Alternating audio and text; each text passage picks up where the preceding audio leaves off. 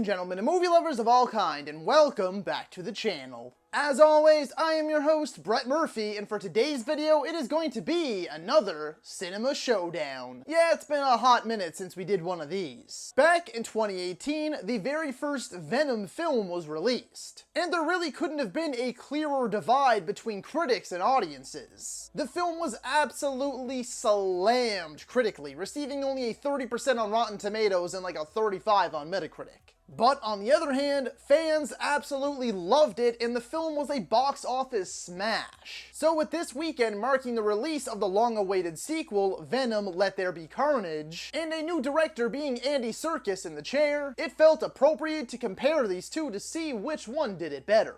And before we hop into the actual showdown, if you like these Cinema Showdowns or Versus styled videos, then I have an entire playlist dedicated to all of my Cinema Showdowns. So be sure to check that out, and I guarantee you'll find something you like. And with all of that being said, let's hop right into things.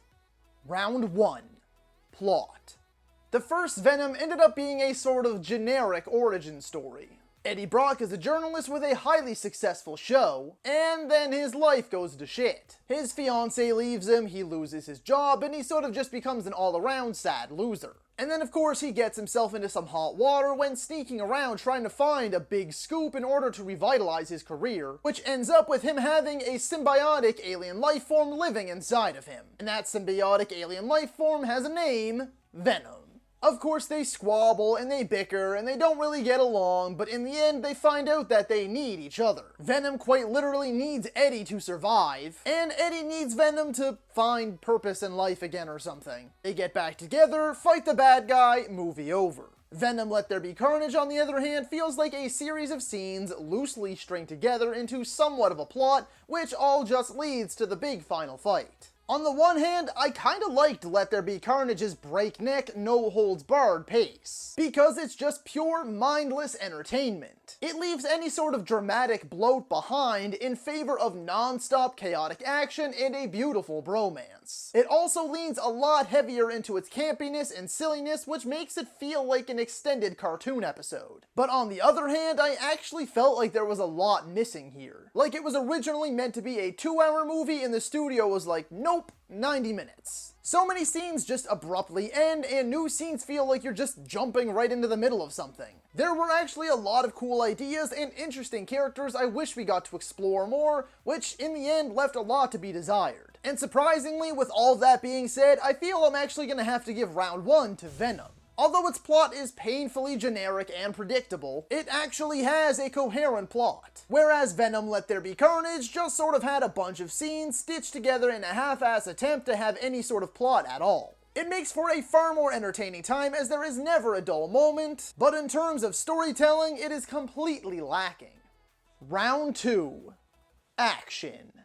Honestly, I think that the majority of the action in the first Venom is actually more coherently shot. When it's symbiote versus people, I think it looks better in the first. But when it comes to the throwdowns that you actually want to see, which is of course the symbiote versus symbiote big final fight, Venom Let There Be Carnage does that aspect much better. In the first Venom, the final fight has moments like this, that looks like two CGI silly putties slamming into one another, and that somehow manages to look even funnier without the CGI. In the final fight of Venom Let There Be Carnage, you can actually see what's going on, and it feels far more impactful and brutal. It's also important to note that Venom Let There Be Carnage throws a lot more action at you. Once the action starts, like 20 minutes into the movie, it really doesn't stop. Which in my mind is a good thing, because it shows that the studio knew what worked in the first and just did more of that. Not to mention, Carnage has some really cool tricks up his sleeve. And a new character named Shriek has a unique ability which actually mixes things up quite nicely. So I think I'm gonna have to give this second round to Venom Let There Be Carnage. Despite some of the action being better shot in the first, Let There Be Carnage throws a lot more at you, and although it might not be quite as clean, it's big dumb fun that never takes its foot off the gas. And the final fight with Carnage is far superior to the final fight with Riot.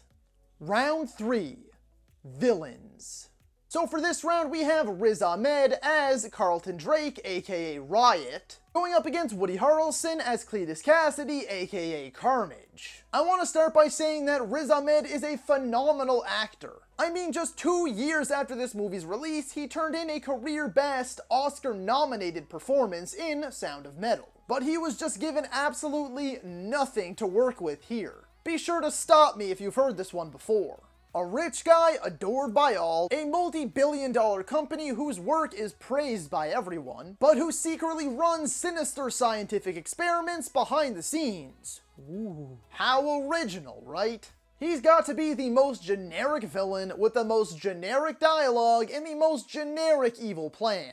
Woody Harrelson as Cletus Cassidy isn't anything super special on the surface either. He's an insane, deranged serial killer with a fixation on our main hero. But it's Harrelson's performance alone that gives him the edge. He is so clearly having so much fun just hamming it up as much as possible. He's really feeding into the campiness and goofiness of the movie. From the outfit, to the hair, to the dialogue. He just chews up every single scene he's in with his over-the-topness, and it works. He presented the character with so much swagger and playfulness that I loved it. Both of the symbiotes are pretty much the same, except at least Carnage has a cooler design, and feels more menacing with a larger arsenal. Not to mention, he's red, so he's just automatically cooler. Oh, shit! Where you going? That is a red one! Oh, and also, Let There Be Carnage introduces us to a character named Shriek, who has like supersonic screeching powers. And although I wish we got a lot more of her, she serves her purpose well, and it was cool to have another villain in the mix who wasn't just another symbiote. Venom Let There Be Carnage takes this round by a landslide and then some. Carnage is one of the most popular villains out there. It's a character that fans have been dying to see ever since we first got Venom way back in Spider-Man 3 over a decade ago. Not to mention he's one of the most powerful and deadliest villains in all of Marvel. And I think that Mr. Harrelson was the right choice and did the character justice. Round 4. Direction.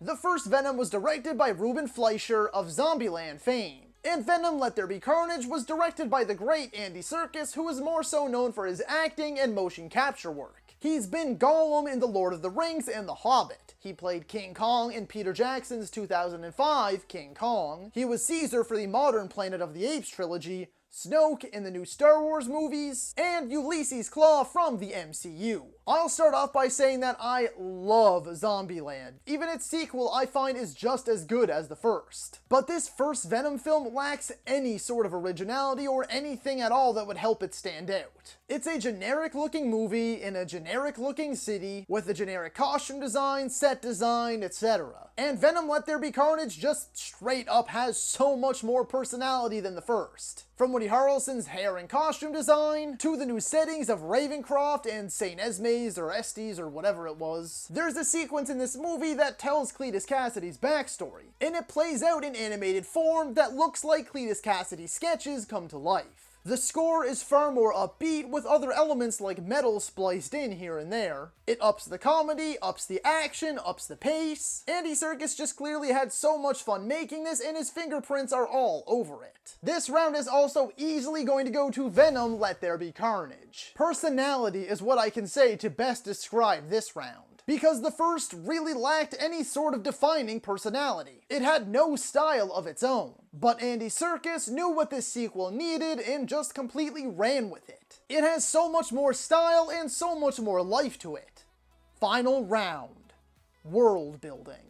If I were to ask you what is the most popular movie franchise in the world right now, or even for the last decade for that matter, there's a pretty good chance that you're going to say Disney's Marvel Cinematic Universe. Since the MCU hit its stride back in 2012 with the release of the Avengers, every single studio with a relatively marketable property has at least tried this whole shared cinematic universe thing. And Sony is no different. What was originally branded as Sony Pictures Universe of Marvel Characters, or SPUMC for short, has recently been rebranded as Sony's Spider-Man Universe, or the SSU for short. So which Venom flick did a better job at setting up sequels, spin-offs, and the rest of this shared universe? As I've said, the first Venom is pretty by the numbers. It didn't take many risks, and I feel as if it came with no guarantees. That is until the mid-credits scene. fans collectively lost their minds at the sight of Woody Harrelson as Cletus Cassidy, which meant that the inevitable sequel, after its box office success, was going to have freaking Carnage on the big screen for the very first time. Venom Let There Be Carnage, on the other hand, went all in on this shared universe thing. I'm also going to say right now that I will be avoiding spoilers, so you don't have to worry about that. I may hint at a few things, but I'm not going to go into full-blown spoilers at all. But again, for starters, the character of Shriek and the existence of Ravencroft alone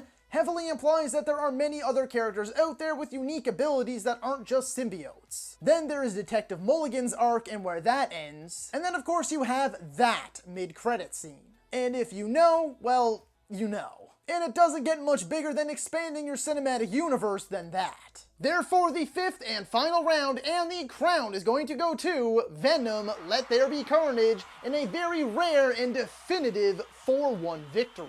In the end, I just feel like Let There Be Carnage did everything the first Venom did well, better. With the exception of the plot, because there really wasn't a plot at all. Nevertheless, though, when it comes down to these two, I do prefer the sequel by the smallest margin overall. I feel they are just about neck and neck, but I just ended up having more fun with Let There Be Carnage as I found it was a little bit more silly and goofy and campier, which really just worked to the film's advantage. So that is all for today's video, folks. Be sure to let me know down in the comments if you agree or disagree with my winner. And while you're down there, feel free to let me know what Cinema Showdown you'd like to see next. If you enjoyed that video, be sure to hit that thumbs up button. And if you'd like to see more content, consider subscribing to my channel and ringing that little bell icon. That way you can be notified about all of my latest uploads. And as always, stay safe, thank you so much for watching, and that's a wrap.